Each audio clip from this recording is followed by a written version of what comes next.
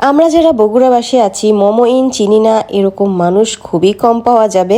আমাদের একটা ঘোরার জায়গা, পাশাপাশি 5 স্টার হোটেল, সবকিছু মিলে মোমো ইন কিন্তু একটা ফুল প্যাকেজ, যেখানে গেলে ঘোরাঘুরি, রিফ্রেশমেন্ট, পাশাপাশি এন্টারটেনমেন্টের ব্যবস্থা আছে। কিন্তু আমরা কি জানি এখানে শপিং করারও ব্যবস্থা আছে?